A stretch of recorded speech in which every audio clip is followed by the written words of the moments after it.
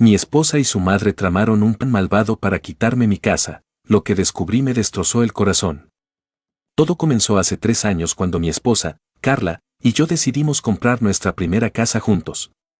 No era una mansión, pero para nosotros era un sueño hecho realidad, un lugar con espacio suficiente para un futuro, tal vez hijos, o al menos para las fiestas familiares que tanto le gustaban.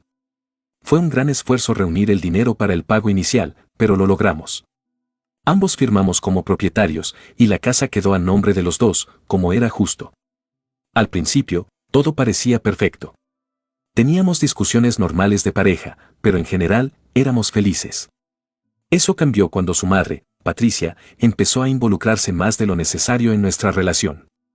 Siempre tenía una opinión sobre algo, cómo decorábamos, cómo administrábamos el dinero y especialmente cómo debería estar organizada la propiedad de la casa. Recuerdo la primera vez que mencionó que deberíamos poner la escritura solo a nombre de Carla. Es por seguridad, dijo con una sonrisa que nunca me dio confianza. Tomás, no te preocupes, siempre podrás vivir aquí. Pero imagínate si algo te pasa, la casa debe estar protegida. Ignoré ese comentario, pensando que solo era una exageración de madre sobreprotectora. Pero luego Carla empezó a repetir lo mismo, casi palabra por palabra, en diferentes momentos. Amor, no es que no confíe en ti, me decía, es que mi mamá tiene razón. Si algo te llegara a pasar, yo no quiero lidiar con trámites complicados. Esa insistencia comenzó a incomodarme, pero como no quería causar un conflicto, decidí postergar la conversación. Sin embargo, lo que me encendió las alarmas fue cuando Carla me presentó a un abogado llamado Marco, quien, según ella, nos ayudaría con los documentos. Desde el primer día que lo conocí, Marco me cayó mal. Era demasiado amable, pero no de esa manera sincera. Era el tipo de persona que te mira fijamente, como si estuviera evaluándote, y siempre tenía respuestas perfectas para todo. Aparentemente, ya había trabajado con Patricia en otros asuntos legales, lo cual explicaba por qué ella lo recomendaba tanto. Fue durante nuestra primera reunión con el que las cosas empezaron a sentirse aún más raras.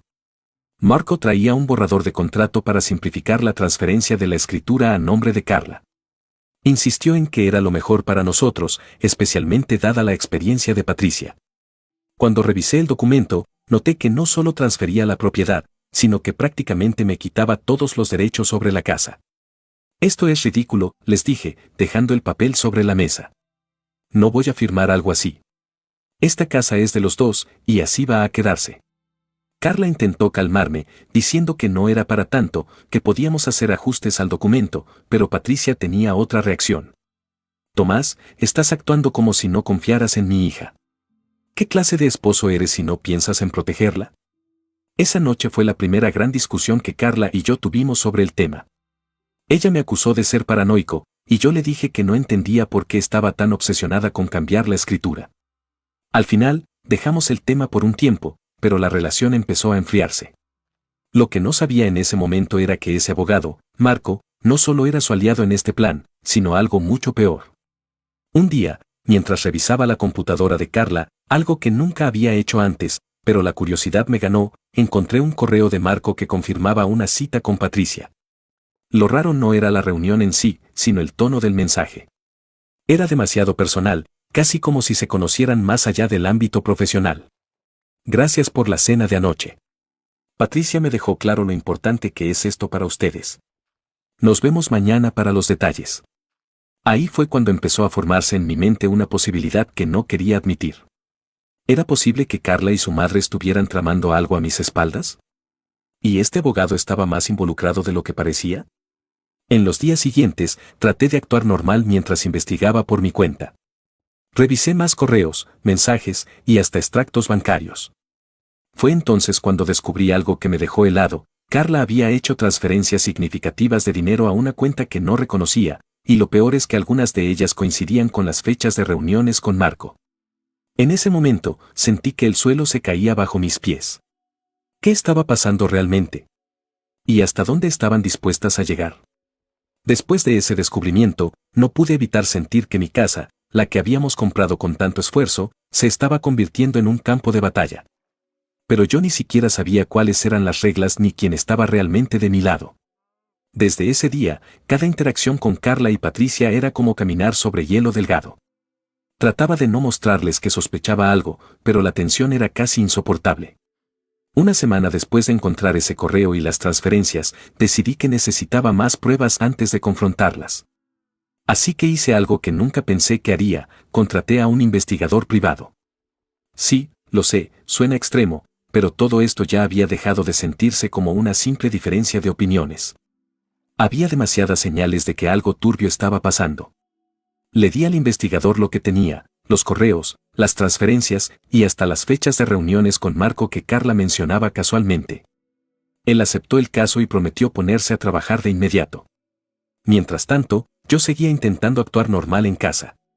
Sin embargo, no era fácil. Carla parecía estar más nerviosa que de costumbre.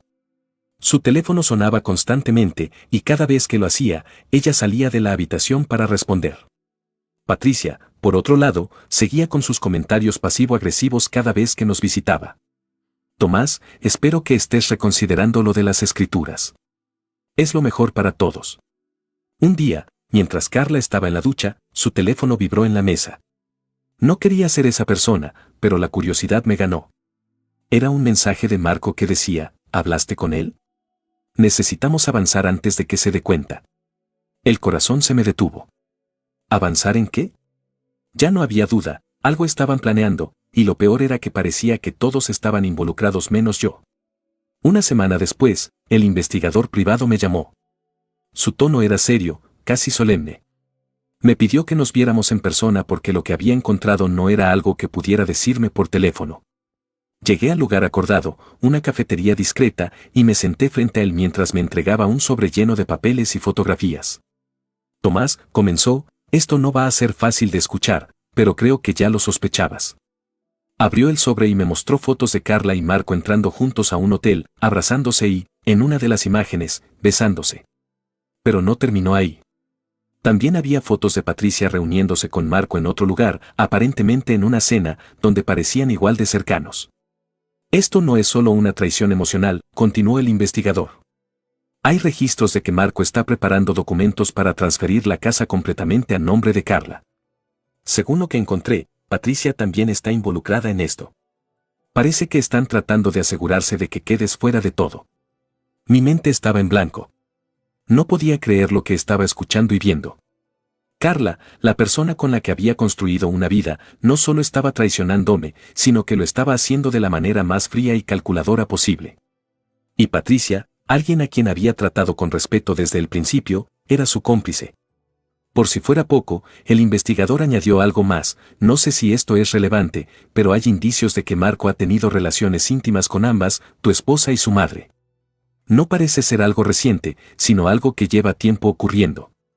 En ese momento, sentí como si me hubieran arrancado el alma. Mi esposa, su madre, y este abogado estaban confabulados para destruirme. Esa noche no pude dormir.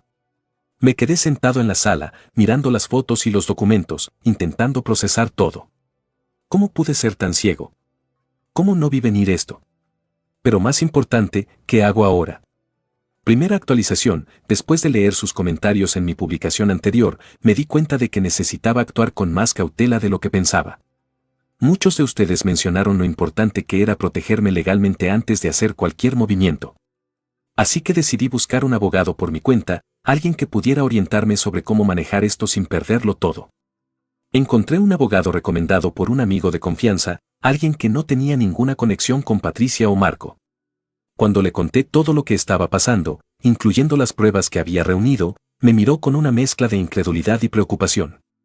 Tomás, dijo, esto no es solo una traición personal, estás lidiando con un fraude potencialmente planificado. Si Carla logra transferir la propiedad a su nombre, podrías perder la casa sin tener muchas opciones para recuperarla. Lo primero que debemos hacer es asegurarnos de que no pueda avanzar con esos documentos sin tu consentimiento. Me explicó que podíamos presentar un recurso para bloquear cualquier cambio en la escritura de la propiedad hasta que todo se aclarara. También sugirió que registrara cualquier interacción futura con Carla, Patricia o Marco, en caso de que necesitáramos pruebas adicionales. Con eso en marcha, regresé a casa decidido a mantener la calma y seguir recopilando información. Sin embargo, esa misma noche, las cosas tomaron un giro inesperado. Carla llegó tarde a casa, algo que había estado ocurriendo con más frecuencia últimamente. Cuando le pregunté casualmente dónde había estado, me respondió de manera evasiva, diciendo que había estado con una amiga. Pero algo en su tono me pareció diferente, como si estuviera poniéndose a la defensiva antes de que siquiera la cuestionara. Después de cenar, me encerré en la habitación que usamos como oficina y revisé nuevamente los documentos que había recibido del investigador. Entre los correos y mensajes que había interceptado, encontré uno que se me había pasado por alto antes. Era un correo de Marco a Patricia, fechado hace solo unos días, en el que decía: estamos muy cerca de cerrar esto. Solo necesito la firma de Tomás para finalizar el proceso. Carla me dijo que puede convencerlo si juega bien sus cartas. Esa línea me enfureció. ¿Jugar bien sus cartas? ¿Qué significaba eso? ¿Qué estaba planeando Carla para intentar que firmara algo? Decidí esperar. Si estaban tan cerca de cerrar esto, era cuestión de tiempo antes de que intentaran hacer su próximo movimiento. Y no tuve que esperar mucho.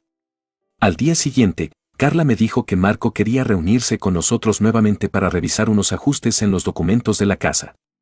Intenté mantenerme tranquilo y accedí, fingiendo que no sospechaba nada.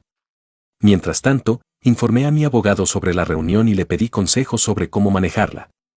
La reunión fue en la oficina de Marco. Cuando llegamos, Patricia ya estaba allí, lo cual no fue una sorpresa. Lo que sí me sorprendió fue la actitud de Carla. Estaba increíblemente cariñosa, casi como si estuviera tratando de suavizarme antes de lo que venía. Marco comenzó a explicar los ajustes, pero todo era un intento disfrazado de hacerme firmar un documento que transfería la casa completamente a nombre de Carla. Lo interrumpí. Esto no es un ajuste, dije, dejando el documento sobre la mesa. Esto es un intento descarado de quitarme la casa. ¿De verdad creen que soy tan ingenuo? El silencio en la sala fue ensordecedor. Patricia me miró con desprecio, Carla parecía nerviosa, y Marco trató de mantener su compostura profesional, aunque claramente no se esperaba esa reacción. Tomás, intervino Patricia, con ese tono manipulador que siempre usa: esto es por tu bien. Carla solo está tratando de protegerse. ¿Por qué te resistes tanto? No me resisto porque no confíe en Carla, respondí, aunque sabía que era mentira. Me resisto porque esto no tiene sentido. Si realmente estamos juntos en esto, no hay razón para cambiar nada. Carla intentó intervenir, pero ya era demasiado tarde. Me levanté, tomé mis cosas, y les dije que no firmaría nada sin revisarlo completamente con mi abogado. Cuando llegué a casa esa noche, Carla estaba furiosa. Me acusó de ser paranoico, de no confiar en ella, y de dejar que mi desconfianza arruinara nuestra relación. Pero no me importó. Sabía que estaba ganando tiempo, y eso era lo único que necesitaba en ese momento. Ahora estoy más seguro que nunca de que debo protegerme. Pero esta situación está escalando, y tengo miedo de lo que puedan hacer si descubren que ya sé todo. Segunda actualización: después de esa última reunión, sabía que había encendido una alarma en Carla y Patricia. No pasaron ni 2 días cuando las cosas en casa empezaron a cambiar drásticamente. Carla dejó de fingir que todo estaba bien y adoptó una actitud fría y distante. Apenas hablábamos, y cuando lo hacíamos, las discusiones eran inevitables. Parecía más preocupada que molesta, como si supiera que el plan se estaba desmoronando. Por mi parte, seguí actuando lo más normal posible, aunque estaba al borde del colapso. Mi abogado me llamó para confirmar que el recurso para bloquear cambios en la escritura había sido aceptado, lo que me dio un poco de tranquilidad. Pero al mismo tiempo, sabía que esto iba a enfurecerlas. El primer golpe llegó unos días después. Regresé del trabajo y encontré a Patricia en la casa. Era raro verla entre semana, y mucho menos sin avisar. Carla estaba con ella, y las dos parecían estar en medio de una conversación intensa. Cuando entré, se callaron de inmediato. ¿Qué pasa?, pregunté, tratando de sonar casual. Estamos hablando de cosas de la casa, Tomás, respondió Patricia, con ese tono condescendiente que siempre me sacaba de quicio. No te preocupes, no es nada que deba preocuparte. Carla no dijo nada. Solo me lanzó una mirada rápida antes de desaparecer en la cocina. Su actitud me confirmó que algo estaba sucediendo, pero no quise confrontarlas en ese momento. Esa noche, mientras Carla dormía, revisé la carpeta donde guardábamos los documentos de la casa. Algo no estaba bien, faltaban varios papeles importantes, incluyendo copias del contrato de compraventa y las escrituras originales. Mi corazón comenzó a latir con fuerza. No podía creer que Carla hubiera llegado tan lejos. A la mañana siguiente, llamé a mi abogado y le expliqué lo que había sucedido. Me aseguró que, mientras tuviera el recurso activo, ellas no podían hacer nada legalmente con la propiedad. Pero eso no calmó mis nervios. Si ya estaban dispuestas a robar documentos, ¿qué más podían hacer? Fue entonces cuando sucedió algo que confirmó mis peores sospechas. Una tarde, mientras revisaba mi correo, encontré una notificación del banco. Era sobre una solicitud de hipoteca adicional para la casa, algo que yo nunca había autorizado. Inmediatamente llamé al banco para preguntar qué estaba pasando. Me dijeron que habían recibido la solicitud con una firma que supuestamente era mía. Esa fue la gota que derramó el vaso. Fui directamente a casa para confrontar a Carla. Cuando llegué, ella no estaba, pero Patricia sí. La encontré en la sala, tranquilamente tomando un café como si nada hubiera pasado. ¿Dónde está Carla?, le pregunté, tratando de controlar mi enojo. Salió, respondió con una sonrisa burlona. ¿Por qué? ¿Pasa algo? No te hagas la tonta, Patricia. Sé lo que están haciendo. ¿De verdad creen que voy a quedarme cruzado de brazos mientras intentan quedarse con la casa? Su sonrisa desapareció, pero no mostró sorpresa. En cambio, me miró con una calma que me hizo sentir un escalofrío. Tomás, dijo, esto es inevitable. Carla merece estar protegida, y si tú no estás dispuesto a cooperar, entonces haremos lo necesario. Antes de que pudiera responder, Carla entró por la puerta. Me miró sorprendida, pero rápidamente se recuperó y dijo, ¿qué pasa aquí? Lo sabes perfectamente, respondí. El banco me informó sobre la solicitud de hipoteca. Están falsificando documentos, y no voy a permitirlo. Carla trató de negarlo, pero no era convincente. Patricia intervino, diciendo que todo era un malentendido y que estaba exagerando. Pero yo sabía la verdad. Esa noche decidí que ya no podía seguir viviendo bajo el mismo techo con Carla. Llamé a un amigo cercano y le pedí quedarme en su casa por un tiempo. Empaqué algunas cosas esenciales y salí de allí. Sé que esto apenas está escalando. Ahora que saben que estoy resistiendo, no dudo que intentarán algo más. Estoy listo para pelear, pero la traición de Carla y Patricia es como una herida abierta que no deja de sangrar. Tercera actualización, después de mudarme temporalmente con mi amigo, sentí algo de alivio, pero sabía que no podía relajarme. Las cosas se estaban moviendo rápido, y Carla y Patricia no iban a detenerse. Mi abogado me advirtió que, aunque las medidas legales que habíamos tomado protegían la casa de cambios inmediatos, todavía había maneras en las que podían intentar manipular la situación. Necesitaba estar listo para cualquier cosa. Y, como era de esperarse, el siguiente golpe no tardó en llegar. Una tarde, recibí una llamada del investigador privado. Había seguido trabajando en el caso y tenía algo que necesitaba mostrarme en persona. Cuando nos reunimos, me entregó otro sobre lleno de pruebas, esta vez más contundentes. Había registros de reuniones recientes entre Marco, Carla y Patricia. Lo que me dejó sin palabras fueron las grabaciones de audio. En una de ellas, Carla claramente decía, si no podemos hacerlo por las buenas, lo hacemos por las malas. Tomás firmará, aunque tenga que presionarlo. No sabía a qué se refería con presionarlo, pero no tuve que esperar mucho para averiguarlo. Al día siguiente, recibí una carta en mi buzón, enviada por el despacho de Marco. Era una amenaza legal. Decían que yo estaba obstaculizando el proceso de transferencia de la casa y que, si no cooperaba, podrían demandarme por incumplimiento de acuerdos conyugales. Era una completa mentira, pero el tono agresivo del documento dejaba claro que estaban intentando intimidarme. Decidí contraatacar. Mi abogado presentó una demanda por intento de fraude y falsificación de documentos. También presentó las pruebas del investigador, incluyendo las grabaciones, para reforzar nuestro caso. Marco, Patricia y Carla ya no estaban solo jugando sucio, estaban violando la ley, y no pensaba dejarlo pasar. El conflicto llegó a un punto crítico cuando mi abogado me pidió asistir a una reunión formal para confrontarlos directamente. Era una estrategia arriesgada, pero queríamos exponer sus mentiras y ver cómo reaccionaban. La reunión fue en la oficina de Marco, y cuando llegué, Carla, Patricia y Marco ya estaban ahí. Al verme, Carla intentó sonreír, pero su nerviosismo era evidente. Tomás, creo que esto se ha salido de proporción, comenzó diciendo Marco, con ese tono falso que siempre me molestó. Estamos aquí para resolver esto de manera civilizada. Saqué las grabaciones y las fotos que el investigador había reunido y las puse sobre la mesa. Civilizada no es la palabra que usaría para describir lo que han estado haciendo. La reacción fue inmediata. Carla se puso pálida, Patricia intentó defenderse diciendo que todo era un malentendido, y Marco, por primera vez, parecía perdido. Mi abogado aprovechó ese momento para dejar claro que, si no cesaban sus intentos de fraude, íbamos a proceder con todo el peso de la ley. Cuando salí de esa reunión, sabía que las cosas nunca volverían a ser iguales. Pero lo que no sabía era que aún había un último golpe por venir. Cuarta actualización, la reunión fue un punto de inflexión. Después de enfrentar a Carla, Patricia y Marco, las cosas parecían calmarse. Por unas semanas, no hubo nuevos intentos de intimidación ni noticias de parte de ellos. Mi abogado incluso me dijo que probablemente habían decidido retroceder al darse cuenta de que estaban en una posición débil. Sin embargo, la calma no duró mucho. Un día, mientras revisaba mi correo, encontré una notificación de una audiencia judicial. Al parecer, Marco había presentado una demanda en nombre de Carla, acusándome de abuso psicológico y financiero. Era un intento desesperado de cambiar la narrativa y pintarme como el villano. Pero en lugar de asustarme, esto me enfureció.